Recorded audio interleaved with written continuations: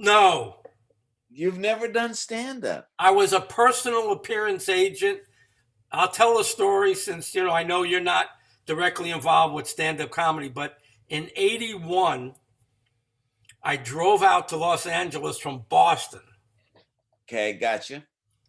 My buddy picked me up at my sister's house. He dropped me on the doorstep of the Improv on Melrose No kidding. because he said he knew I wanted to be in the business. I had no idea. And he dropped me off in the front step. He says, go in there, look for this guy, look for that guy. I did. And I just hung out there every night for years. Wow. So you met Bud? Oh, boy. I was one of the guys that he would not allow to stand in the hallway. He's famous for that. Get out of the hallway. Get out of the hallway. Yeah. But so I got to know everybody. And when the evening at the Improv exploded, the guys, all the comedians I knew, they didn't have William Morris or ICM. They couldn't have cared less for $2,000-$3,000 weekend deals. Right. They didn't want to call. And I had a roommate who was writing for them all and knew them all. And he said, why don't you ask them if they let you call? They like you, they trust you. And I said, no, I don't want to be an agent. I wanted to be a personal manager. Yeah. But he said, do this. I said, no, I don't want to be an agent. Everybody hates their agent. Which is true. Yeah. The agent can never do enough, right? Yeah, that's right. That's right. So I said, I don't want to be an agent. But being a personal appearance agent, he said, look, the guys need the money. They need you. It's a perfect fit. You'll get to know everybody. Everybody will get to know you. It'll be more than just hello, Bruce, and nice to see you. And I said, okay. So that's how I did it. Wow, wonderful. I love it. That's good stuff. You got a book in you.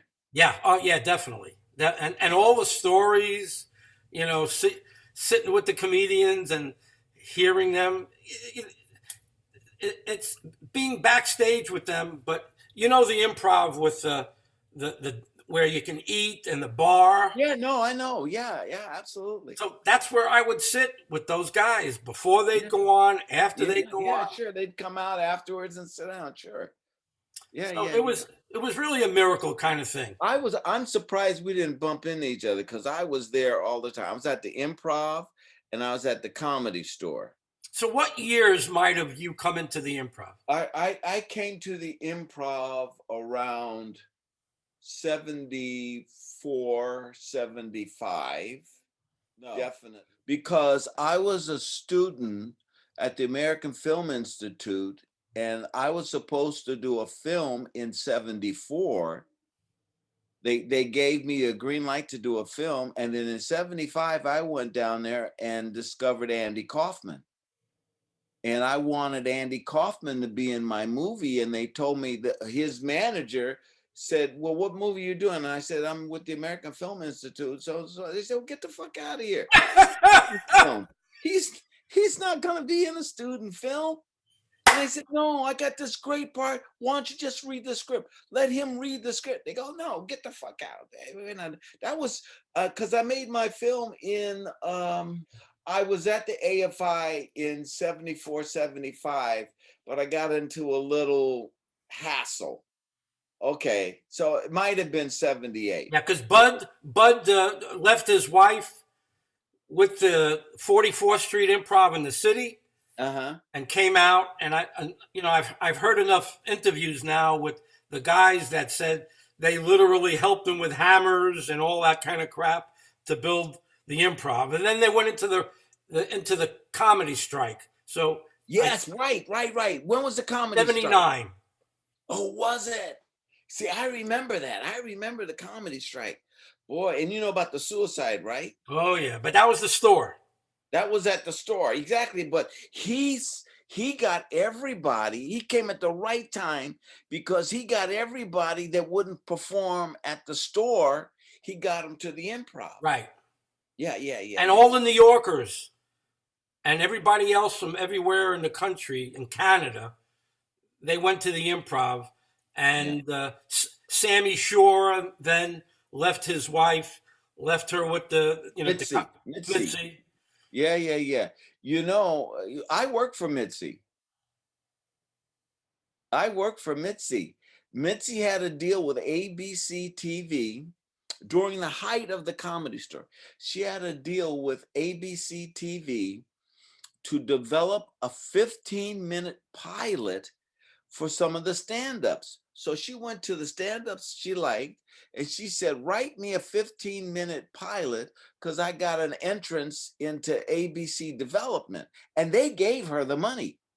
Oh, yeah. She's good at that part. Oh, yeah. ABC TV gave her the money, and she had I did about 3 or 4 of these little 15-minute pilots with the stand-ups in and around LA, and she owned a house above the store. Did you know that? Oh yeah, lots of stories out of there. Oh man, I'm telling you. And we shot one of the pilots in that house. Oh my God, who was there? Who was living there at the time? There was an Asian girl that was going to be big. Do you know who I'm talking about? Chow or No, not what you call Chow. She's Korean. But I do have a story about her also. Yeah. No, Margaret Chow. Yeah. Not her. Margaret. This was a Japanese girl, and she was a stand-up. And she used to, like, if you came out from Indiana and you needed a place to stay, and Mitzi thought you had potential, she'd put you up in the house. And so the house was free. And one of the comedians, and I remember the Asian girl, and what was Mitzi's boyfriend's name? Argus. I was going to say Angus.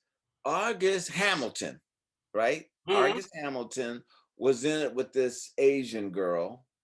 And I remember probably Sam Kinison was probably there.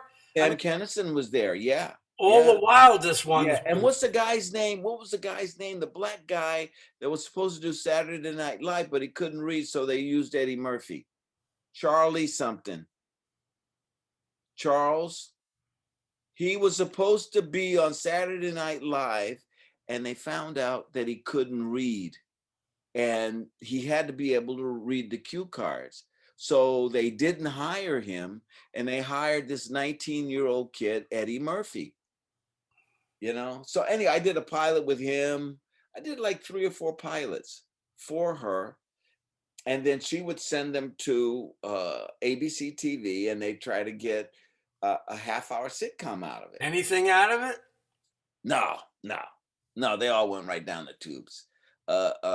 Because sometimes they didn't know anything about structure. You know, they just knew if the joke was good or not. And sometimes it didn't all hang together. But, you know, I knew that, but I wasn't going to say anything to them because they didn't, I wouldn't have had a gig. Do you know what I'm saying? So for instance, I'll give you an instance. We shot for half a day, like from 9 o'clock to noon in this living room in this house. And it was a zebra skinned couch in the shot. Okay. And Mitzi came in after lunch and she so how's it going? I said, well, you know, Mitzi, it's going pretty good. We got it done. We're almost done. And she said, well, I don't like that couch. Can we get rid of that couch?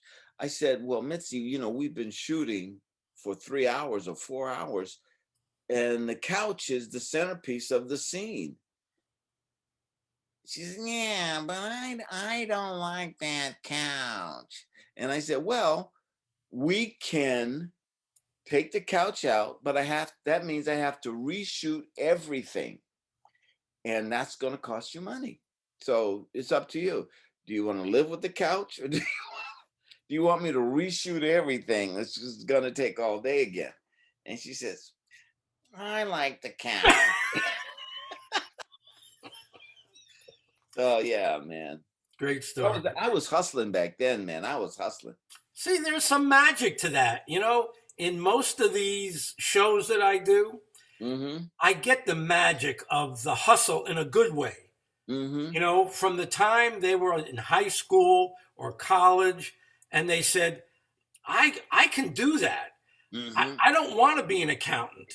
Yeah. I don't want to work at McDonald's. I want to do what George Miller just did, or I want to do what this one did. Yeah, David Letterman. David Letterman and Jay Leno all used to go over Jimmy Walker's house apartment. What's going to happen? They knew each other when this whole thing went down about the Tonight Show. Those guys were good buddies in their salad days. Yeah. You know? Yeah. So they knew each other. Yeah. And one of the things is that Byron Allen, do you remember Byron? Sure, I know Byron. He was a client. Yeah. Byron was 14 or 15 years old, and Jimmy Walker used to have the guys come over to his house to write jokes and dissect material. So somebody would write a joke, and they say, well, does it work if you say the house or a house? You know, they would dissect the joke. And Byron did his stand-up at Comedy Store, and one of Jimmy's managers or friends or somebody said, hey, I just saw this kid, he's 14 years old, he's amazing. So Jimmy called him up and he said, look, I got Jay Leno, David Letterman, and who's the guy that did Family, and I can't remember who's the Dave Coulee. You know, Dave, okay. That whatever series that was with the little girls and yeah, it was Two Dads, but it was anyway. So he was in this writing session with Jay and with, they all became millionaires. But they used to sit down with Jimmy Walker and they dissect a joke, and Jimmy would pay them for the joke because they were all struggling. That's why in later years, when Letterman had his series, all Jimmy Walker had to do was say, hey, man, I got a gig. Can I come on your show? And David Letterman said, what's the day? When do you want to be on? Because he helped David Letterman in his salad days. But, and Byron, so they said Byron was 14 and Byron's mom had to drive him over to Jimmy Walker's house because Byron didn't have a car, couldn't drive, wasn't old enough to drive. So she'd drive him, drop him off, and then pick him up. And Byron told me this story. Byron said that Letterman would always joke about, well, we're going to be drinking beer. Do you want milk? So, yeah. But that's all Hollywood history, man. I was there for that. Yeah. Bruce, wherever you want to use it, man, I'm here, brother. You're the best, man. Yeah, I'm here for you. I like you already. Let's rock and roll, man. Okay. Hello again, everybody, and welcome to another 80s Golden Age of Comedy. And on this show, I get to learn, just like you, about some of the most fantastic aspects of show business from some of the most creative and talented people in the business. And today is a very, very special show because it's not with a typical stand-up comedian, and who I've had, dozens already so far, and I just love that. But every once in a while, I dip into my bag of special treats. And today, thanks to Stephen Joyner, I get to have my own private audience with Mr. Ted Lange. Ted, welcome to the show, Ted. Thank you, Bruce. So happy to be here, man. Happy to be here. I am thrilled to have you. I think this is going to be one of my most fun shows because you were from what we know, you were in a different part of the comedy scene. You weren't a stand-up comedian, although we talked a little bit and I found out how much you very much were a part of stand-up comedy. But Yeah. let's not get ahead of ourselves. I want to know about, tell me about little Ted. Where did little Ted grow up, and did his growing up add to his either desire to be in the business, or did it have anything to do with it at all? Well, first of all, it's not little Ted, it's little Teddy. Oh, So, and fantastic. actually, my father's name is Ted, so he was Big Ted. Now he was Ted, he was Big Ted, but I was little Teddy. All Okay, that's what right. they do to you in my family.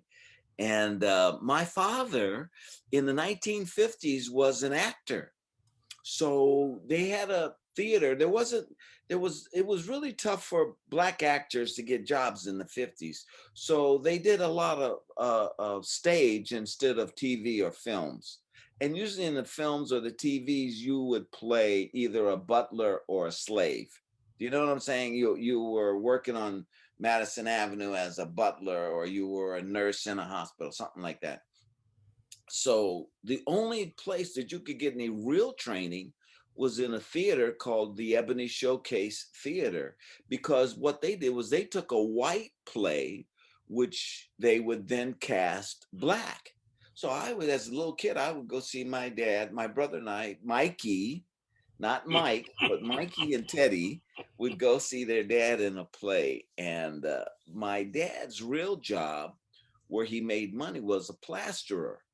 And so I remember I started doing theater in high school and junior high school, and I did "You Can't Take It With You," "By the Skin of Our Teeth," Macbeth. I did plays like that in high school. So when I was 17, I told my dad, I said, "Dad, I think I'm gonna follow in your footsteps, you know, as far as a career." And he says, "Oh, you want to be a plasterer?" No, no, man, that's back-breaking work. I want to be an actor. And so he said, "Oh, okay, good." And so he had a guy named Davis Roberts who came over to the house, because my father said to me, he says, you're black, you got to have something to fall back on in case you don't make it. And so he says, you know, get your teaching degree in college. And then that way you can always substitute teach or be a teacher, and, you know, you'll have some way of making money. I said, "No, I'm not going to do that." And he goes, "What? No safety net. Yeah, yeah, you have to have a safety net." I said, "No, I'm not going to do that." So we had this guy, Davis Roberts, who was, if you ever look up his name or go on YouTube, you'll see Davis. Davis was a bit player in movies back in the 50s and the 40s. Okay. And so Davis came over and he says, "Listen, little Teddy, you know, I've got a career." And he had one movie that he was really proud of, because he had an emotional scene that was an arc, you know. But the rest of the stuff he did was, he was a gardener for Humphrey Bogart in a Bogart movie, and he was this, he was that. It was always little parts. And so he said, "So, you know, when I'm not doing a movie or I'm not on stage, I teach." And that's how I make my living as a teacher. And I go, "Yeah, I know, I understand." He says, "So you need to get a degree so you can get your teaching degree." And I said, "No, Davis, I don't want to do that." And he says, "What do you mean you don't want to do that?" I said, "Well, if I have something to fall back on, I'll fall back on it. If I don't have anything to fall back on, I gotta find a gig." And so he says, "Oh my goodness, no." And he talked to me for about an hour, and finally he gave up, went to my father and says, "Hey, Ted, I can't, you know, the kid won't listen to reason." And he left. Anyway, there came a time, Bruce, when I needed a gig. I really needed a gig. And what I did was I learned how to budget my money. You know what I mean? So so much was for the rent, and, you know, sometimes I couldn't go out on a date, or, you know, I needed gas money, or, you know, I did all of these things so that I budgeted my money. But one time I totally ran out of money. but I was able to hustle up a gig, not for a lot of money, but just for a little bit of money, $100 here, $100 there, $50, 25, whatever it was. I taught acting. I taught acting for kids. I ran lights. I did anything in the theater I would do. And I was assistant stage manager here in Hollywood for Ceremonies and Dark Old Men that we did down in Hollywood at the Ivar Theater with Robert Hooks, Billy D. Williams, and a bunch of other notable Black actors. And as a matter of fact, years later, because Billy D. Williams, some people don't know this, Billy D. Williams paints. And so he would sit and talk. He says, man, you West Coast brothers, I love your natural. I want to paint you. And I said, wow, you do? He goes, yeah. I want to paint you because so-and-so and such and such. And then years later, I'm on Broadway. I'm in New York. And I see Billy D. Williams walking down the street. And he's coming to the theater where I am understudying in, it's called Ain't Supposed to Die a Natural Death, Melvin Van Peebles. And I ran up to Billy D because it was like maybe 3 years earlier. I ran up to Billy D and I said, hey, Billy, you remember me? And he looked in my face and he goes, no. So that was the last time I ever said to anybody, do you remember me? Yeah, really. Don't ever say that. Just go, hey, I'm Ted. I work with you at the Ivar Theater. I was assistant stage. Do that. Don't do, hey, do you? So anyway, so I have my little story. When I started doing the show here, I wasn't that close with everyone, but I was always curious. Did you remember me as your personal appearance agent 40 years ago or 35 years ago? And I said to myself, they're not going to give me an honest answer either way unless they go, oh, yes, of course. And then I wouldn't ask. So I got the same place. Yeah. So I always do the introduction now. And even when I call somebody, if I call you on the phone, I'll say, Bruce, this is Ted Lange calling. I won't ask you to recognize my voice or something like that.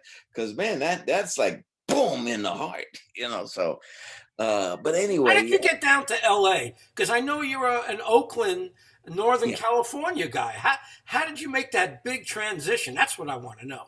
Yeah, I did a play in San Francisco, a musical called Big Time Buck White, which eventually went to New York, and they did it on Broadway with Muhammad Ali. It was during the time that Muhammad was banned from boxing.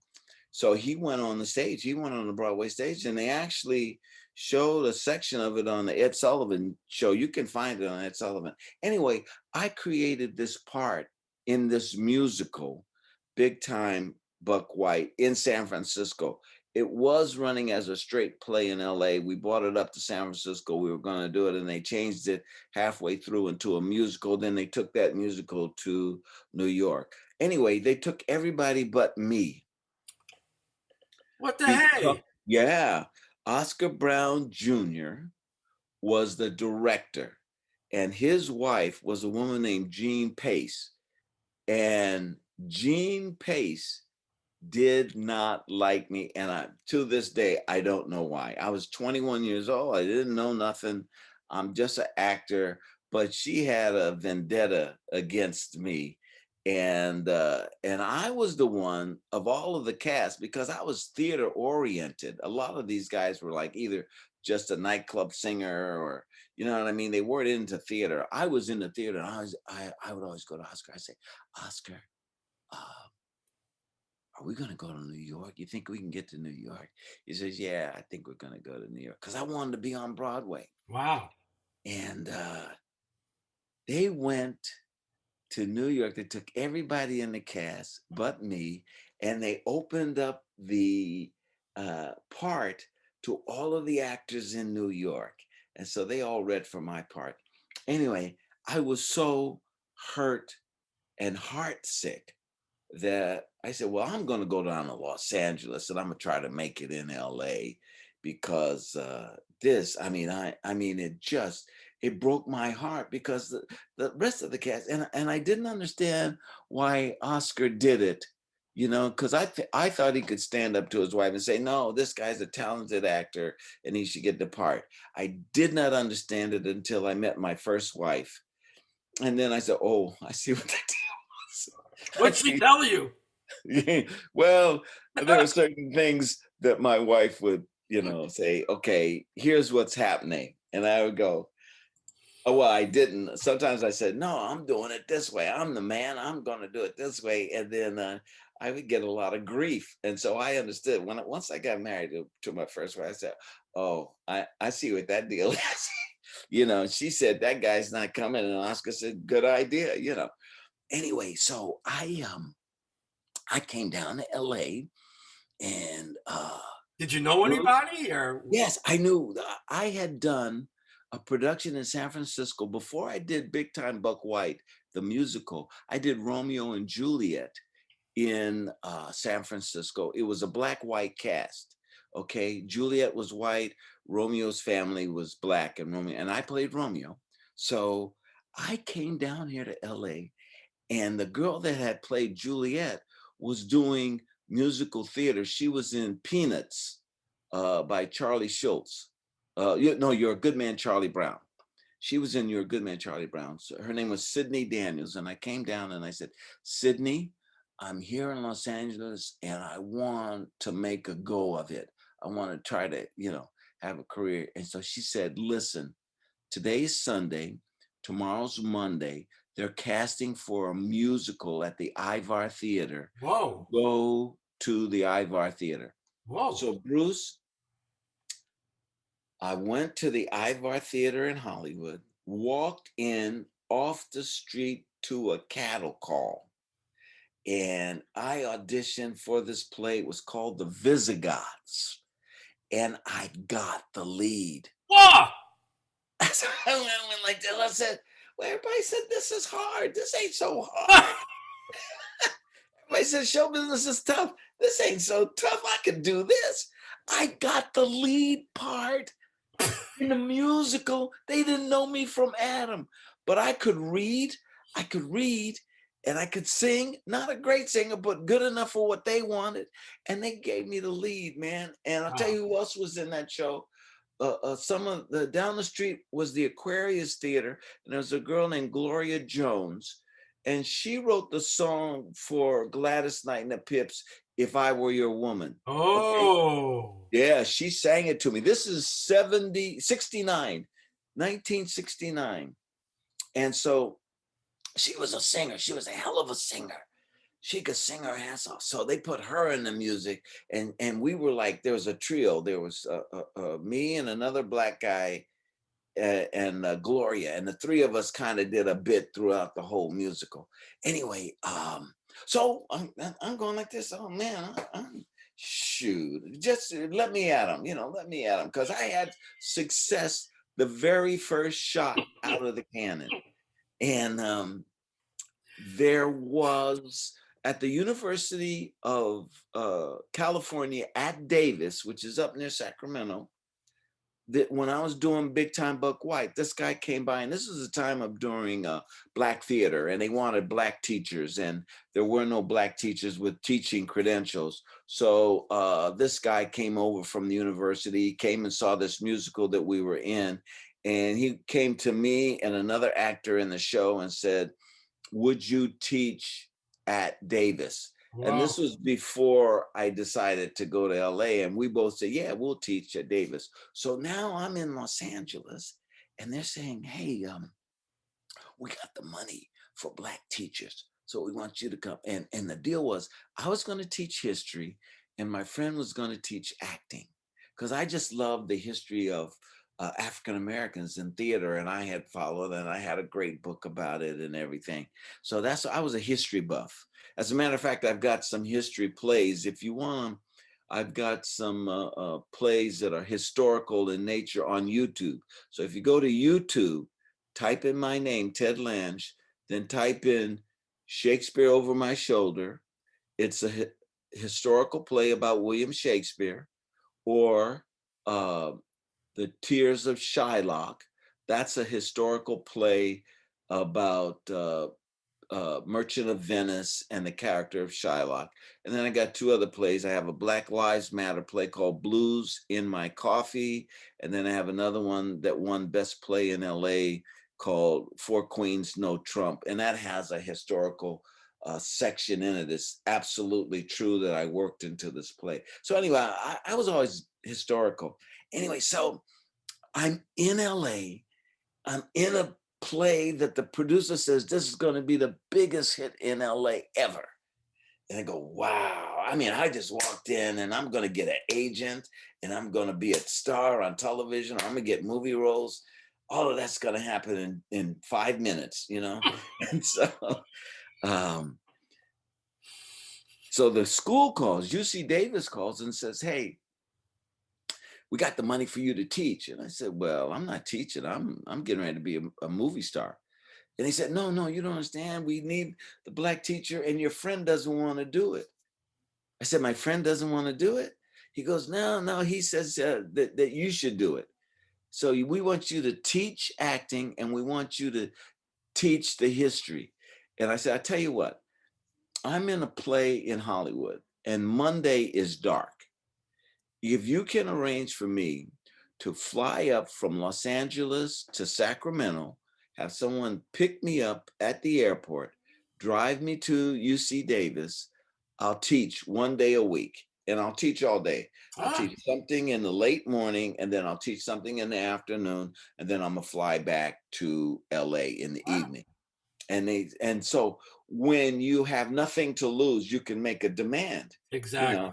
And I thought I was going to be a movie star. So I said that if you want me, I was like, if you want me, this is what you got to do. And they said, okay. All right. So that's what I did. Bruce, the play ran for 2 weeks. Oh! Closed, worst reviews ever. The worst reviews ever. Closed. I did get an agent out of it though. I had a woman come and see me.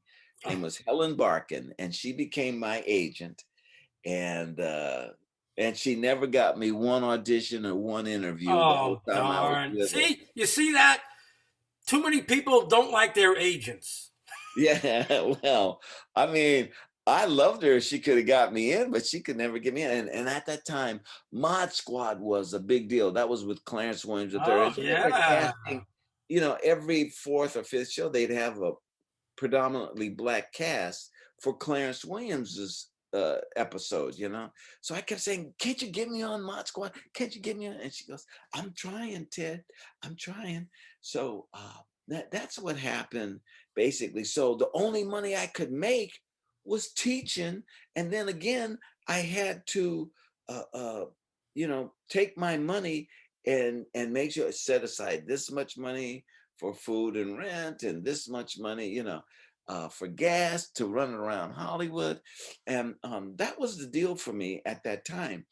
And eventually I started auditioning. I auditioned at the Aquarius Theater because I knew some of the hair members, because Gloria Jones had introduced me to some of the hair members, and some of the hair members came and saw this play, even though it only ran 2 weeks. They came and saw the play, and so they arranged for me after the play closed to come down and audition for hair. And I auditioned 5 times for hair. 5, okay? And they kept, and you know who auditioned me was Teddy Neely. You know who Teddy Neely is? Jesus Christ Superstar. Oh, wow. Movie. Yeah, he was the vocal coach and he was the guy. He was the main guy. Wow. So he auditioned me and he said, can you do James Brown? I said, man, of course I can do James Brown. He said, let me see you do James Brown. So I did James Brown.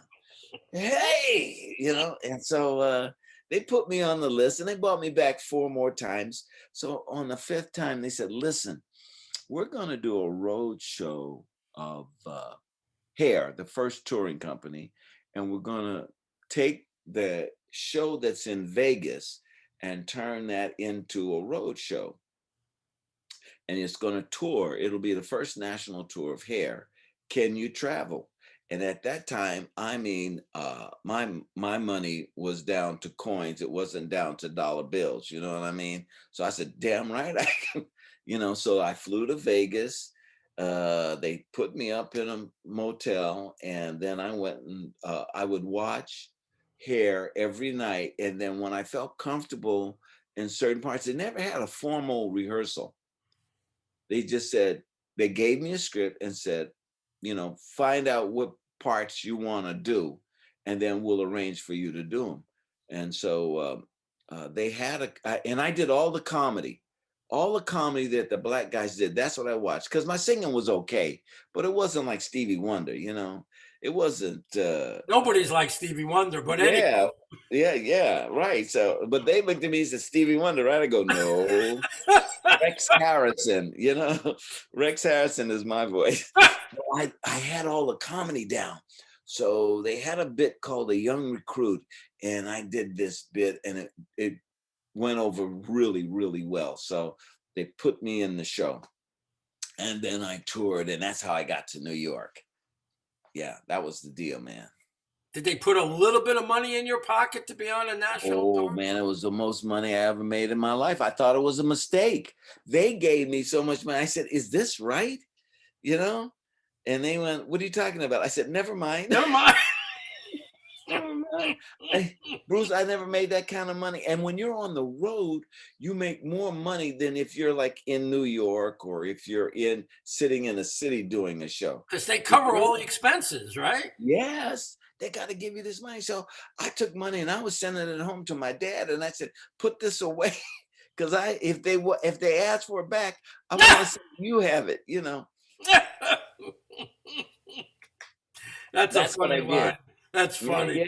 Yeah. So I did that for a year. I toured all over America. Wow, how fantastic was that? Oh man. Wow. It was the best. And you know, one of my castmates was Meatloaf.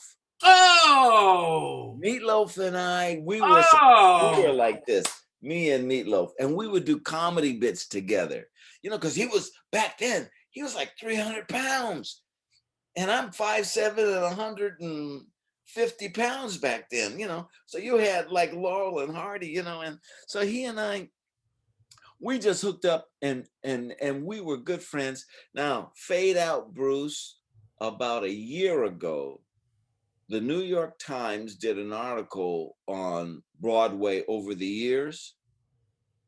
And what they did was they brought back all the different stars that had been in hair, Andre DeShields and Meatloaf and some other people. I hadn't seen Meatloaf in 40 years. Woo!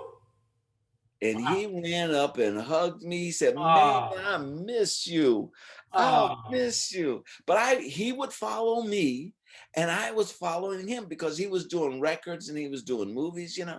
I said, you did something? He goes, yeah, you know that? I go, yeah. He said, well, you did Love Boat and so. I go, yeah, you know that? And so we caught up, and after that, we exchanged numbers. He's in Nashville. He lives in Nashville now. And I checked on him during COVID. I said, you know, Meat, are you okay? Is everything good? He goes, yeah, Teddy, everything's cool. I said, okay. He said, how about you? I said, yeah, we're good. We're good. So that was the beauty of that, is that you made some friendships that would last, you know. But 40 years, I honestly had not seen him, didn't bump into him on the street or on the set or anything for 40 years. Wow. And then they do this thing where they bring all of these hair people together, and they shoot a picture of us for New York Times Magazine. So before we go away from that, who's Meatloaf? Tell me who this guy is from your point of view. Well, he did a record called Bat Out of Hell. Yeah. You know, something about I'll do anything for you, but I won't do that. He had a song that was really, really big. He had an operatic voice though, but he was singing rock and roll. But he had an operatic voice, and he had pipes that would blow you off the stage. Wow. Man. And so we would do, I mean, they had a bit where we would do something where they would name your heroes, and Meat and I had a bit where he would lay down on the stage, and they say like, "Who's your hero?" And someone would say George Washington, and someone else would say something else, and then I would say Moby Dick, which is of course the big white whale. And then I put my foot on his stomach and he'd shoot water out of his mouth. So I mean, it was stuff like that. We just had, the thing about hair was, if you came up with a really good bit, it would travel around the circuit, because there was like 2 or 3 tours. It was in like 4 or 5 cities. So if I came up with a good bit, I say, hey, this is what they're doing in Detroit, and then we'd incorporate it into the show. So you had your book for the show, but if you had a bit within that really worked, then it went around to the different shows. So we did stuff like that. So what happened after that? What came across your plate? I did a show called Ain't Supposed to Die a Natural Death, which was Melvin Van Peebles. Melvin Van Peebles is the filmmaker who did Sweet Sweetback's Badass Song, which is the film that is credited with starting the Black exploitation. Well, he then took the money that he made from that movie, and he wanted to be on Broadway. So he had a show that he had written called Ain't Supposed to Die a Natural Death. And I went into that show. And in that show, Garrett Morris from Saturday Night Live was in it.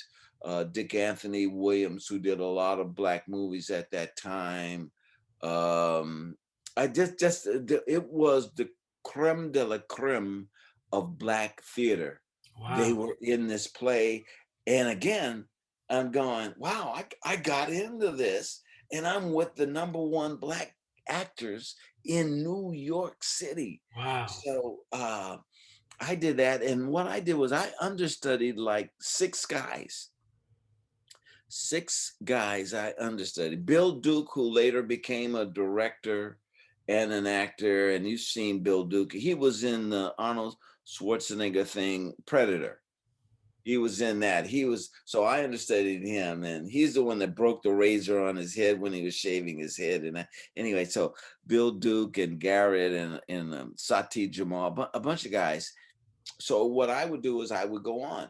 So here's the thing. Plus I was auditioning. So I auditioned for a movie called Trick Baby.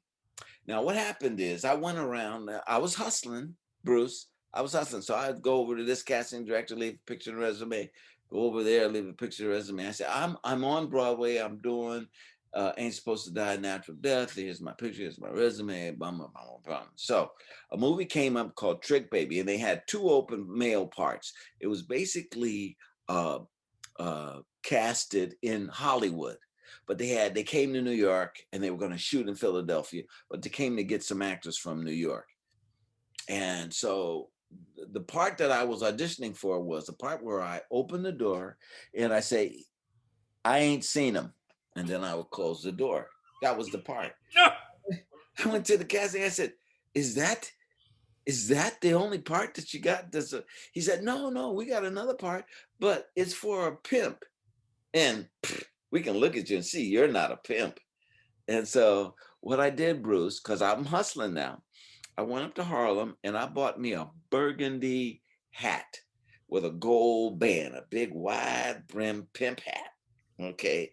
And I had a burgundy suit, and then I had knee boots, and I stuck my suit pants leg into the knee boots, and I walked in because I got a call back. They called me back, and I walked in looking like that, and they said, oh, well, you must be here for the pimp part. And I go, yeah. And so they gave me the part, and that had like 3 scenes. So it was either 1 line or 3 scenes. I want the 3 scenes. Okay. So I go to the stage manager, because I'm understudying 6 guys. And I say to the stage manager, hey, I need Friday off because I got a movie. and I have to go to Philadelphia to shoot the movie. I said, I'm not letting you off on Friday. You're an understudy. You got to cover for the other guys. And I said, no, but you don't understand. I got a movie. He said, listen, if I got a movie, would you let me take off? I said, yes. We're all in this together. This system is tough enough. Absolutely, I would cover for you. All I'm asking you to do is cover for me. He says, well, I'm not going to cover for you because you're the understudy and any one of the 6 guys might drop out and you wouldn't be here. And how would that, how would we do that for the show? So I said, well, what if I was sick? He said, well, you're not sick, are you? And so he said, if you were sick, we'd have to figure out something else.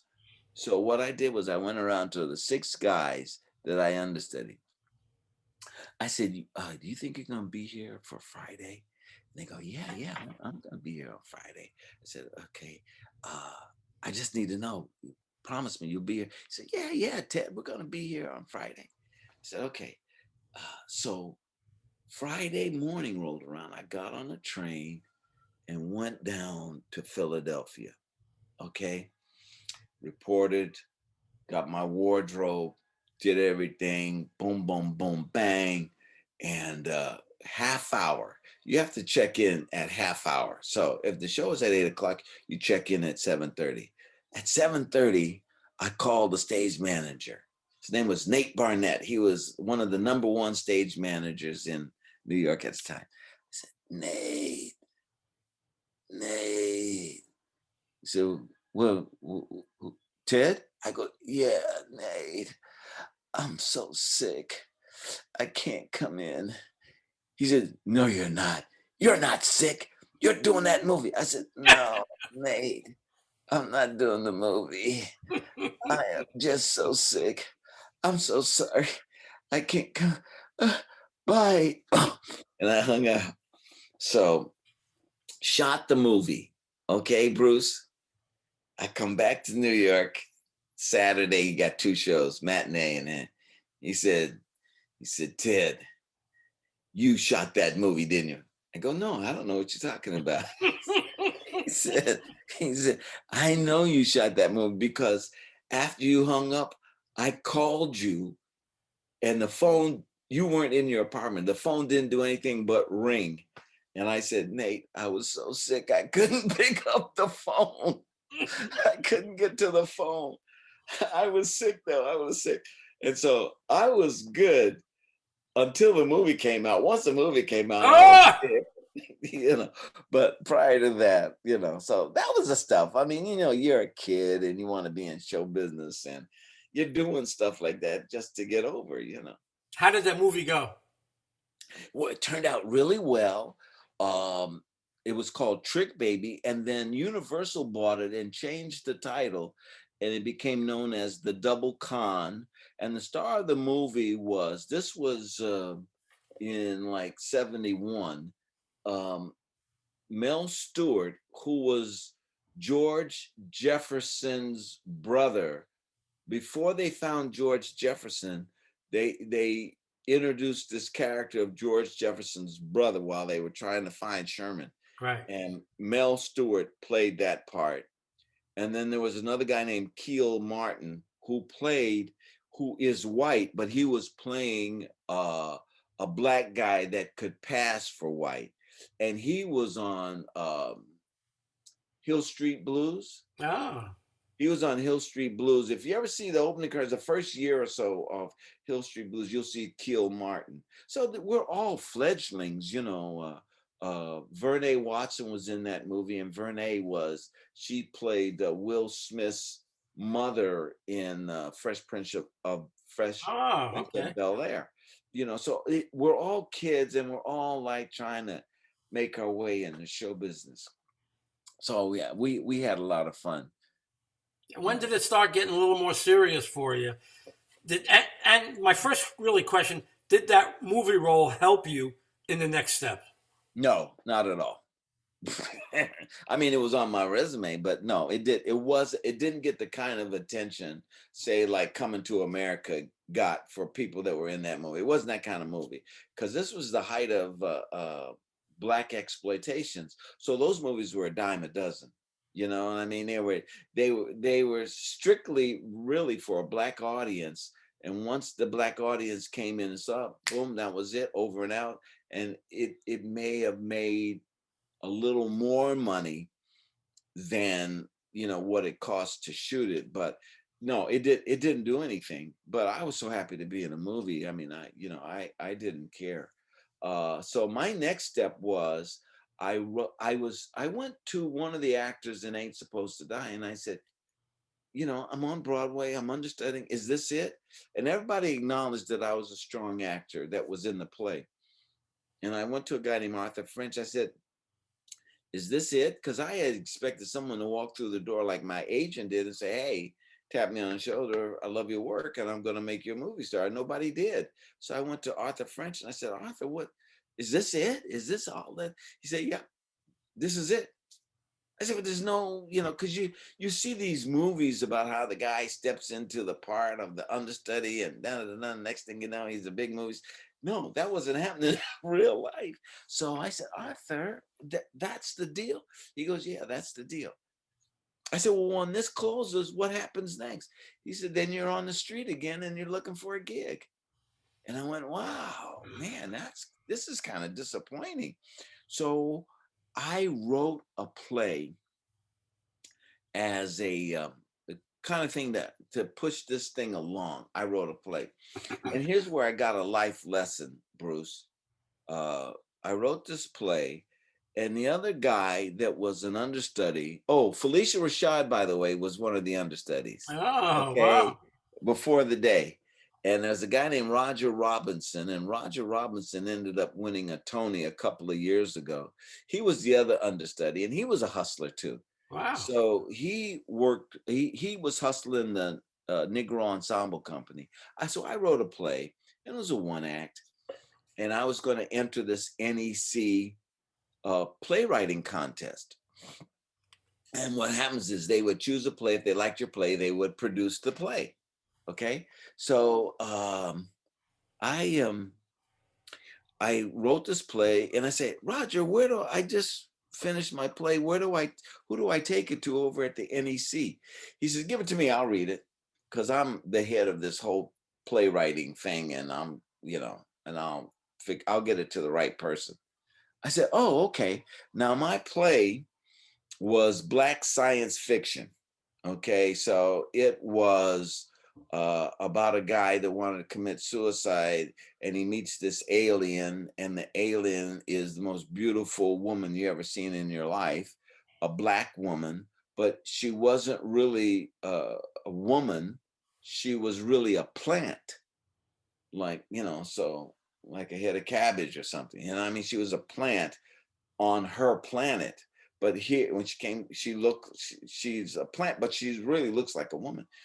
And so that was my thing. It was a Black science fiction. And I had a part in there where cockroaches were talking to the guy when he was getting ready to commit suicide and stuff like that. So Roger reads this, and he comes back to me the next day. He said, Ted, I go, yeah. He said, this play is the worst piece of crap I have ever read in my life.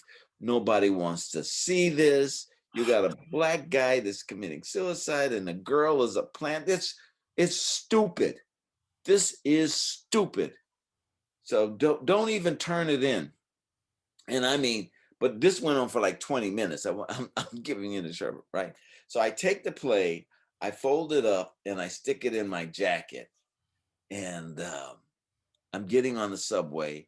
And one of the guys I'm understudying is a guy named Satish Jamal, and he's at NYU.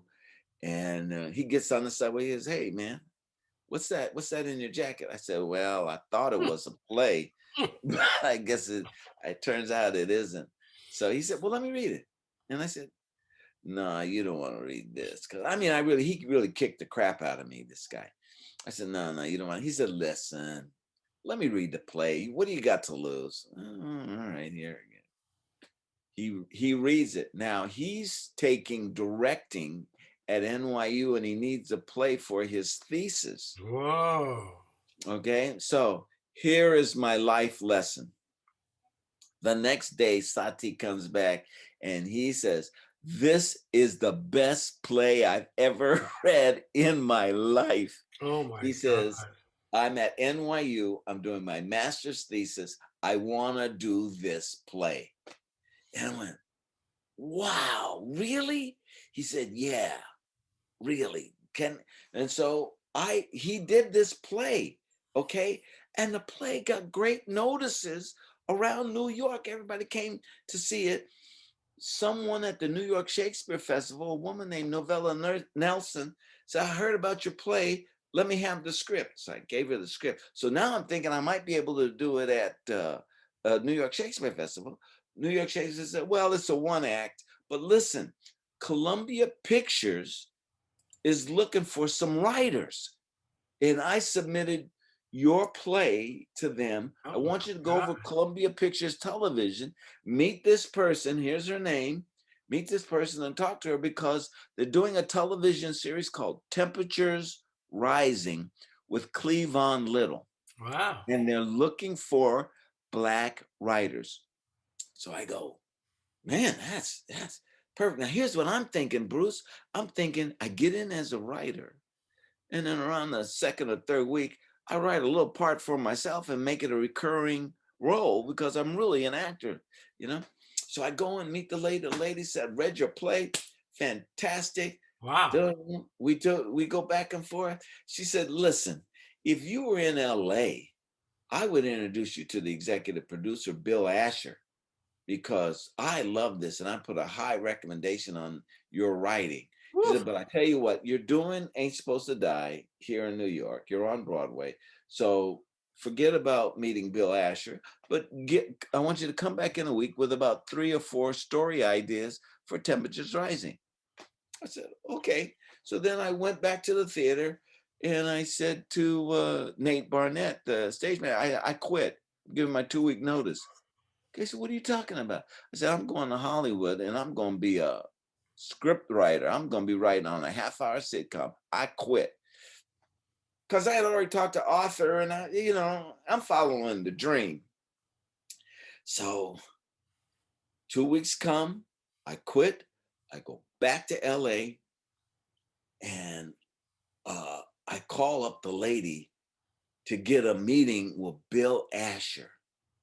And so the lady answers the phone and she says, yeah. I said, this is me, Ted Lange. I gave you my play. Remember, you read it and so and so. Oh, yes. Yeah. How are you? I said, I'm fine. I'm in Los Angeles. And you said that you could introduce me to Bill Asher, the executive producer of Temperatures Rising. So, let's set a meeting. She says, oh, okay. Well, let me get back to you. I said, okay. So I waited a week. She didn't get back to me. Huh. So the top of the second week, I called her up again. And I get her secretary. Secretary says, oh, yeah, Patricia's out to lunch. I said, oh, okay, well, here's my name and number. Just tell her I called. She's supposed to call me back. Okay. 3 days go by. I call her again. She's out to lunch. So I go, damn. Well, I'm going to call her like first thing in the morning tomorrow. I call her the next day, first thing in the morning. She's out to lunch. Oh, I'm going to call her late in the afternoon. I call her late in the afternoon. 3 o'clock her time. She's out to lunch. And what I found out, Bruce, is that woman disappeared off the face of the earth. And she left my black behind in Los Angeles with a promise that she didn't mean. Oh my God. I never met Bill Asher. Okay. And I took a Warner Brothers writing class. Okay. Warner Brothers had a minority writing class for sitcoms and movies and stuff. And I was taking this class. You know who was in my class that I befriended? Eric Monty, who wrote Good Times. Wow. He's in my class. So he says to me, he said, hey, Ted, I got this guy, Norman Lear, and he says, he's going to take I wrote a sitcom about my life growing up in Chicago. And he's going to turn that into a TV series. Wow. I said, now I'm a little bit jaded. And I said, Eric, do you really believe that white man's going to turn your idea into a sitcom?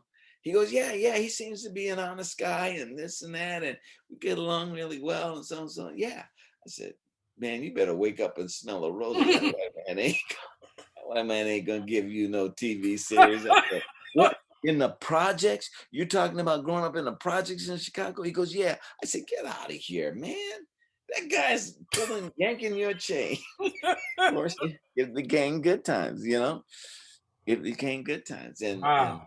that was a whole, so that's kind of like part of my journey was. And so when I came back the second time, that's when I made my rounds to like the Comedy Store, the Improv. They had a place out in Pasadena called the Ice House. You know about the Ice? Yeah, sure. Yeah. So I was making rounds to all of those And places. what years do you think was this? This was I came back in 72. I came back in 72. So I was doing stuff and I was directing plays around town in 1972. And so I would go down to the Watts Writers Workshop and I directed a play down there called The Iron Hand of Nat Turner. Then I'd go up to the Comedy Store and watch comedians. And then a friend of mine flew out from New York to see a student film that he had been in. And he called me up and he said, hey, Ted, I need to go to the American Film Institute. You got a car? I go, yeah, I got a car. And I had a 1954 Whoa. pink Chevy. Oh my God. Pink. Okay. Now, 3 doors. It was a 4-door car. 3 doors did not work. Oh. So the driver's side door didn't work. And the passenger on the backseat passenger on the driver's side, those 2 doors didn't work. The front door on the passenger side didn't work. The only door that worked was the back door on the passenger side. So I'm telling, I'm swearing, this is the truth. So if someone said to me, do you want to ride? I go, yeah, but you had to open the back door and climb over the seat. You know, and some girls are, you know, you go, hey, baby, let's go out and have some lunch. Or, hey, you know, you sure are fine, and so and so, so and so. And they go, well, okay. And then I'd open the back door and they go, what are you doing? And I say, well, you got to hop over the seat. No, Negro, I am not hopping over the seat. I don't have lunch with you. You know, so I would drive around Hollywood and my friends called it the Pink Panther. Okay, because I'm from Oakland, the Black Panthers, but my car was pink, so they call me the Pink Panther. So I drive around Hollywood. So my friend, his name was Rafiq. And so Rafiq and I went up to Beverly Hills and we went and saw this little half-hour movie he was in. And I'm looking at this is kind of bullshit here, you know. And so we're leaving. And so the guy was a film student there. And as we're leaving, we're in a mansion, Doheny Mansion. And people that are from LA know about the Doheny Mansion. It's like this huge, gorgeous building in Beverly Hills. So we're leaving and we're getting down to the front door. And Rafiq says, hey, how'd you get in here? How'd you become a film director? He says, well, you know, this isn't for you, Rafiq. But what I did was I did so and so and so and so, and they have applications, and I just signed one. He said, well, let me show me where the applications are. So we went back up the stairs and went to the office and got there, and Rafiq got an application. And so I got an application, and Rafiq turned and looked at me and said, what are you doing? I said, well, if you can do this, I can do this.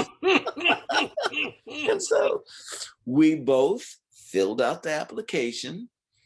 And I didn't have a film. What they want you to do is to show a film of your work. I didn't have a film, but I had a film script. So I gave him the film script along with the application, and Rafiq gave them his deal. And then about a month later, we went in and got interviewed, and so and so, so and so. And I had meeting, and back then it was all about Hollywood, old Hollywood. And so I met a guy named George Seaton, who was an old Hollywood movie director, and we started talking. And he and I got along famously because I'm a movie buff. So, you know, he said, what do you think of Citizen Kane? I said, oh man, you know, Rosebud, blah, blah, blah, blah, blah. You know, and then what do you think of Hitchcock? Oh man, North by Northwest, are you kidding me? Cary Grant's running and the airplanes behind him. And so the guy goes, he says, well, and what do you do? I said, well, I got a play right now that's in Hollywood. It's a play. And what I did was I had mounted the play that I had at NYU. I had mounted that play here in Hollywood. And so I said, I got a play. He says, well, how do you talk to actors? I said, well, I went into, because that's what I really know is how to talk to an actor, you know. So I told him about it, you know, boom. So he said, you know, I think you'd be right for this place. And so I said, oh, well, thank you. And so I then moved up to the next level of the interview, and I had a great interview with 3 of the administrators and another film student. And I remember the film student asking me a question that was so simplistic and easy. And I just vamped on it. You know, as you can see, I like to talk. So the guy said, so here's the problem in a scene such and such. What would you do? And I said, oh man, that's not a problem. What you do is this, and you do a little bit of that, and boom, boom, boom, and then you film it, da, da, da, da, then you get another angle. Boom. Guy goes, oh, okay, yeah. So I got in. And so I go to Rafik and I say, when's your interview? He said, oh man, they didn't take me. He said, that place is perfect for you. It is not good for me. And I blew the interviews. I said, oh, okay. And so I went into AFI, and there was one other Black guy in it, Ernest Jackson. Ernie Jackson. There was 2 of us, and that was it. And Ernest Jackson was a camera operator, and his dad was originally one of the Little Rascals. So he and I, we were there. But Ernest was like, you know, here's what I learned, particularly as a Black performer, you have to be aggressive. And Ernest was not aggressive. He was a sweetheart. He was laid back. He was soft-spoken. He was, you know, he was a gentle soul. You couldn't be a gentle soul. They would cut you up and spit you out, you know? Yeah. And so they told us, they said, listen, come December, we went in September. They said, come December, we're cutting 7 people from the program. We're just going to tell you that up front. So you got to get in there and prove yourself. And Bruce, I was like this, bring that sucker on. I'm ready to rock and roll. And so when December rolled around, I stayed and Ernest left because they would just run over him, you know? And I'm not saying that they mean to do that. It's just, it was an aggressive thing. You were in the heat of the moment, and if you didn't stand up for yourself, or if you didn't fight to get people to be on your crew, if you didn't fight for the camera equipment, you know what I'm saying? Then they just walked right over you. And this guy was the sweetest guy, you know. He was like, how are you? You know, you go, oh man, you gotta come on, buddy. You know, and so he quit. He couldn't handle that kind of aggression. Whereas, you know, I'm in there. Let's go. Let's rock and roll. You know, and that's what happened. So I stayed. How did you find television from that point? Because you have such an incredible theatrical background. Now I'm learning you're an excellent writer. How did you transition to television? And TV director. And that's what I learned at AFI. So I could write or I could direct. Okay, so here's the deal. Here is how I did my first TV show, That's My Mama. Okay. And you can go on YouTube and find it, and you'll see what I was doing. Okay, here's the deal. I'm at the American Film Institute. I win an award called the James Cagney Fellowship Award. And what they did was they handed out 3 awards to students at the American Film Institute. So they gave one to a Black guy, one to a white woman, and one to a white guy. All right, in different areas of filmmaking. I did an audition for a lady named Renee Valente. And they had a series called The First Family of Washington. First Family of Washington starred Godfrey Cambridge. Wow. And so I heard about it. I got into the audition, and Renee Valente said, listen, we're all cast, but I wanted to meet you. I heard good things from your New York agent about you. And can you do a little bit of Ain't Supposed to Die a Natural Death? So there was a speech that I was known for among the cast in New York called I Got the Blood, Who's Got Whitey? And it was a poem by Melvin Van Peebles about Muhammad Ali. And so the blood is, of course, Muhammad, and Who's Got Whitey is whatever white boxer he was fighting. So I did this poem. It's a knockout of a poem. I did this poem. So she goes, wow, that was very good. Well, we'll keep you in mind. And so I'm leaving. I'm going, well, that was a waste of time. They're never going to call me for anything. And so sure enough, they shoot this pilot, The First Family of Washington.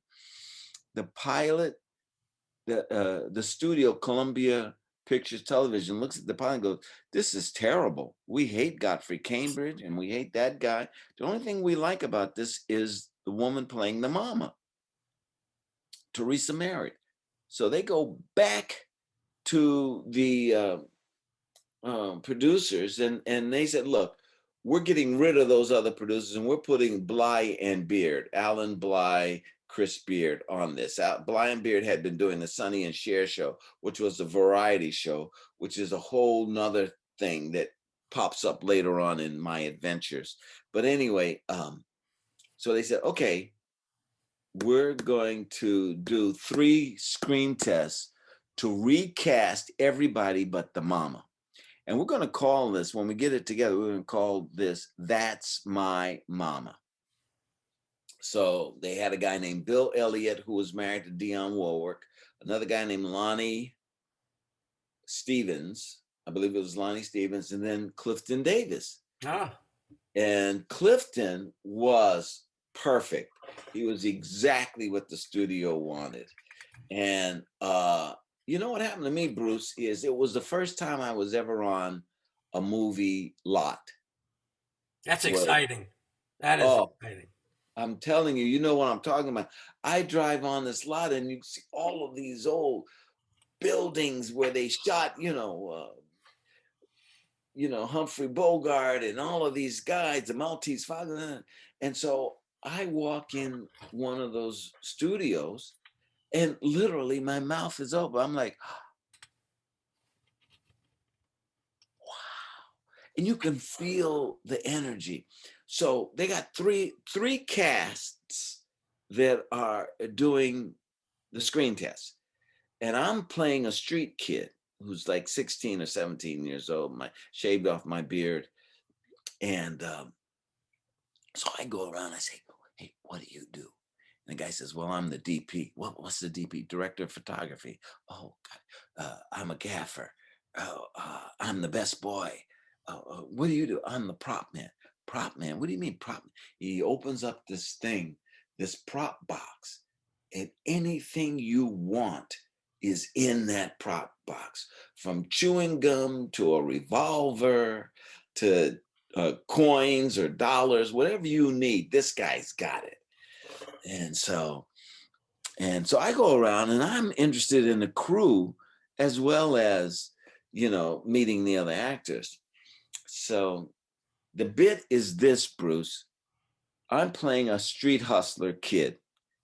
And the kid comes into the barbershop with a picture of Hank Aaron, the baseball player that broke Babe Ruth's record. And he's trying to hustle. He said, this is an authentic autograph of Hank Aaron.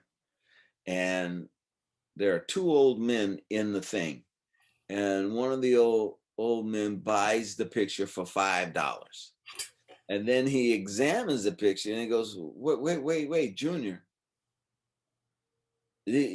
doesn't Hank Aaron spell his name with two A's, meaning Aaron, you know? And it's obvious that Junior has written the autograph. And he says, yeah, he does, but he was in a hurry. And then the kid leaves, right? So the first guy is the prettiest black kid I ever seen in my life. He looks like an Ebony Fashion Fair model. Okay, but he ain't funny. He don't know a joke if he fell over it. And he can't, let alone know a joke, deliver a joke. Okay, so I'm not worried about him. There's another guy named Ray Vitti who appeared in Donna Summer movies, and he is my real competition. He's tall, he's about 6 feet, and he's fair skinned, and he's got great energy, and he's funny. And so I said, well, that's the guy I got to watch out for, Ray Vitti. And so he goes on and he hits a home run, man. I go, shoot. Okay, now I think I'm more the kid because I'm 5'7". This guy was 6 feet. You know, I'm youthful looking. The other guy was youthful looking, but he was kind of, you know, he was, to me, it didn't say kid, vulnerability of a kid. So now here's another life lesson. I'm getting ready to go on, and the guy that is the prop master comes over to me because he's watched the other two scenes. He says, hey, Ted, you know, we both have the same name, Ted. I said, oh, yeah. He says, well, the crew and I, we got bets on who's going to get this pilot and who's going to be most successful at on the screen test. And he said, my money's on you. I said, wow, well, thank you very much. He said, listen, use the phone. Now, there was a pay phone in the barbershop. And I said, use the phone? What do you mean? He said, the kid's a hustler, right? I go, yeah. Check the coin return. And then, you know what he did, Bruce? He gave me a quarter. He gave me the quarter so I could find the quarter in the coin return.